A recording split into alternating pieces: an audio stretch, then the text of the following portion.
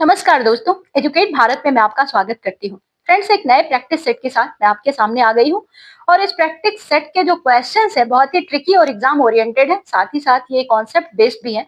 मैंने हर तथ्य की व्याख्या बहुत ही अच्छी तरह करने का प्रयास किया है, जिससे आपका एक क्वेश्चन के साथ 4 क्वेश्चन तैयार हो जाए।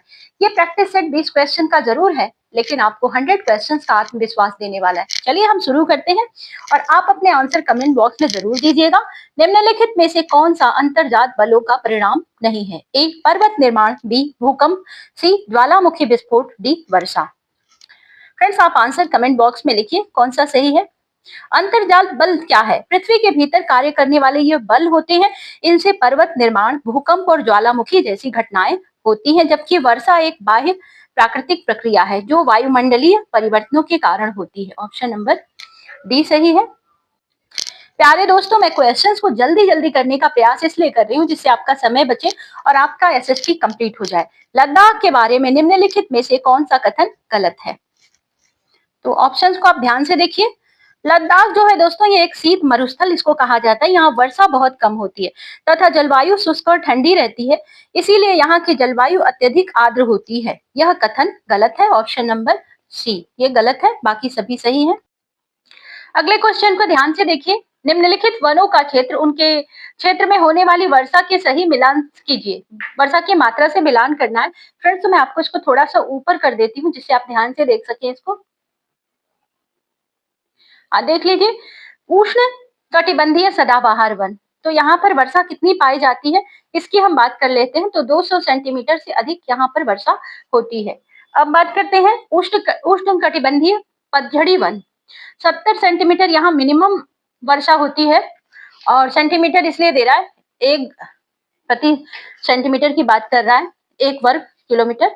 और इसके बाद 200 सेंटीमीटर यहाँ मैक्सिमम वर्षा देखने को मिलती है। सी की बात कर लेते हैं तो इसका ऑप्शन नंबर 4 सही है। 70 सेंटीमीटर से कम वर्षा यहाँ पर देखने को मिलती है। और पर्वतीय वनों की बात करेंगे तो पर्वतीय क्षेत्रों में मध्यम वर्षा देखने को मिलती है। चलिए हम आगे बढ़ते हैं। भारत के प्राचीन 16 महाजनपदों में से वर्तमान उत्तर प्रदेश में कितने महाजनपद स्थित थे? ए 5, बी 7, सी 9, डी 11। प्राचीन भारत में कुल 16 महाजनपद थे और इनमें से कई महाजनपद वर्तमान उत्तर प्रदेश के क्षेत्र में स्थित थे, जैसे काशी, कोसल, वत्स और पांचाल। 4 और वर्तमान उत्तर प्रदेश में कुल 9 महाजनपद स्थित माने जाते हैं। ऑप्शन नंबर सी सही है। 1857 का विद्रोह किस स्थान से शुरू हुआ था? ए कानपुर, बी झांसी, सी मेरठ, डी लखनऊ। 1857 का जो विद्रोह था, ये रिवोल्ट प्रारंभ हुआ 10 मई, ध्यान दीजिएगा फ्रेंड्स, 10 मई 1857, 1857, और मेरठ से शुरू हुआ था। ऑप्शन नंबर सी सही है, मेरठ से स्टार्ट हुआ और यह अंग्रेजी शासन के विरुद्ध भारतीय सैनिकों और जनता का पहला संगठित आंदोलन माना जाता है। इसके बाद यह उत्तर प्रदेश और उत्तर भारत के अन्य क्षेत्रों में भी फैल गया।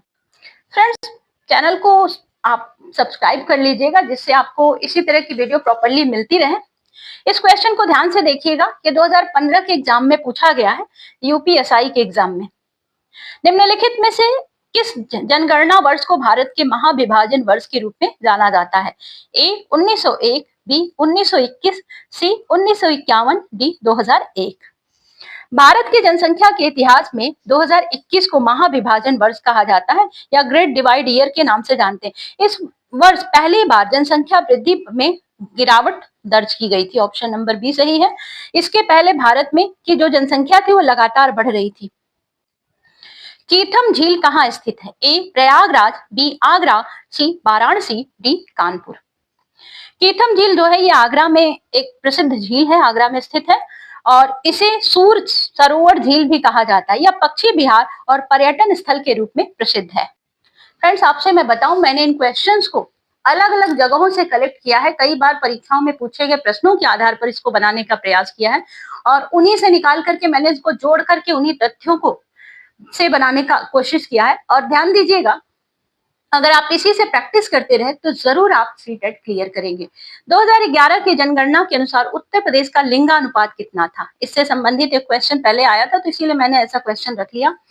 लिंगानुपात का अर्थ क्या होता है? 1000 पुरुषों पर महिलाओं की संख्या को कहते हैं। 2011 की जनगणना के अनुसार उत्तर प्रदेश का लिंगानुपात जो है 912। ऑप्शन नंबर बी सही है। यह आंकड़ा राज्य की जनसंख्या संरचना को समझने में महत्वपूर्ण माना जाता है।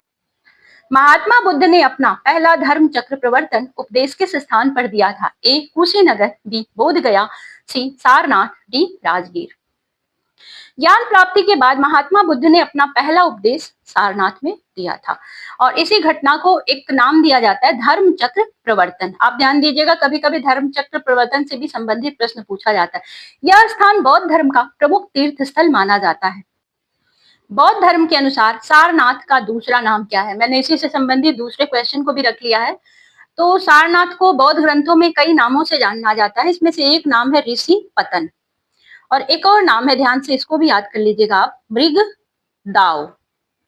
मृगदाव ये नाम भी आपको बौद्ध ग्रंथों में देखने को मिलेगा। यहीं पर महात्मा बुद्ध ने अपना पहला उपदेश दिया था और बौद्ध धर्म का ये प्रसिद्ध तीर्थ स्थल। प्रयागराज के किस पुरातात्विक स्थल से चावल के प्राचीनतम साक्ष्य प्राप्त हुए हैं? ए हस्तिनापुर, बी कोल्डिहमा और सी है श्रावस्ती, डी कौशाम्बी। कौशाम्बी कोल्डिहमा जो है ये प्रयागराज का एक महत्वपूर्ण पुरातात्विक स्थल है और यहाँ से चावल की खेती के प्राचीनतम साक्ष्य प्राप्त हुए हैं। यह स्थल नवपाषाण सभ्यता से संबंधित माना जाता है। सराय नाहर राय पुरातात्विक स्थल किस काल से संबंधित माना जाता है? ए पुरापाषाण काल, बी मध्य पाषाण काल, सी नवपाषाण काल, डी लौह पाषाण काल। सराय नाहर जो है ये उत्तर प्रदेश का एक महत्वपूर्ण पुरातात्विक स्थल है और यह स्थल मध्य पाषाण काल से संबंधित माना जाता है। यहाँ से मानव कंकाल, औजार और शिकार संबंधी प्रमाण प्राप्त हुए हैं। फ्रेंड्स, ये क्वेश्चन भी आपको यूपी से संबंधित एक एग्जाम में देखने को मिलेगा। गोविंद बल्लभ सागर किस जिले में स्थित है? ए मिर्जापुर, बी सोनभद्र, सी चंदौली, डी प्रयागराज। गोविंद बल्लभ सागर सोनभद्र जिले में स्थित एक विशाल कृत्रिम जलाशय है। ऑप्शन नंबर बी सही है और यह रिहंद बांध के निर्माण से बना है क्योंकि वहां पानी कलेक्ट हो गया है। उत्तर प्रदेश का सोनभद्र जो है उत्तर प्रदेश का एक ऐसा जिला है जिसकी सीमाएं मध्य प्रदेश, छत्तीसगढ़, झारखंड और बिहार से लगती हैं। एक क्वेश्चन भी पूछता है फ्रेंड, उत्तर प्रदेश का ऐसा कौन सा जिला है जिसकी सीमाएं 4 राज्यों से मिलती हैं? तो ध्यान से देख लीजिए, एमपी, छत्तीसगढ़ और झारखंड, बिहार, ये 4 राज्यों से सोनभद्र टच करता है। 2011 की जनगणना के अनुसार भारत की जनसंख्या घनत्व कितना था? ए 324 प्रति वर्ग व्यक्ति प्रति वर्ग किलोमीटर, बी 382 प्रति वर्ग किलोमीटर, सी है 425 प्रति वर्ग किलोमीटर और डी है 450 व्यक्ति प्रति वर्ग किलोमीटर। जनसंख्या घनत्व का अर्थ क्या होता है पहले तो जान लेते हैं। प्रति वर्ग किलोमीटर क्षेत्र में रहने वाले लोगों की संख्या होता है। 2011 की जनगणना के अनुसार भारत की जनसंख्या घनत्व है 382। ऑप्शन नंबर बी सही है, 382 व्यक्ति प्रति वर्ग किलोमीटर। यह आंकड़ा भारत में जनसंख्या के बढ़ते दबाव को दर्शाता है। उत्तर प्रदेश की का त्रिवेणी संगम किन नदियों का संगम स्थल है? 3 नदियां हैं यहाँ पर, इसीलिए नाम है त्रिवेणी। तो त्रिवेणी कहाँ पर है? संगम प्रयागराज में स्थित है और इसका पुराना नाम इलाहाबाद। यहाँ पर गंगा नदी, यमुना नदी और अदृश्य माने जाने वाली सरस्वती नदी का संगम है और यह हिंदू धर्म का अत्यंत पवित्र तीर्थ स्थल माना जाता है। लखनऊ निम्नलिखित में से किस हथकरघा उत्पादन के लिए प्रसिद्ध है? ए बनारसी साड़ी, बी चिकनकारी, सी पीतल उद्योग, डी कालीन उद्योग। फ्रेंड्स, बहुत ही आसान सा क्वेश्चन, आंसर दीजिए। चिकनकारी। लखनऊ अपनी प्रसिद्ध चिकनकारी कला के लिए विश्व भर में जाना जाता है। यह कपड़ों पर की जाने वाली महीन हाथ की कढ़ाई है। चिकनकारी उत्तर प्रदेश की प्रमुख पारंपरिक हस्तशिल्प कलाओं में से गिनी जाती है। काकोरी कांड 1925 का आयोजन किस क्रांतिकारी संगठन द्वारा किया गया था? ए गदर पार्टी, बी आजाद हिंद फौज, सी हिंदुस्तान रिपब्लिकन एसोसिएशन, सी कांग्रेस सोशलिस्ट पार्टी।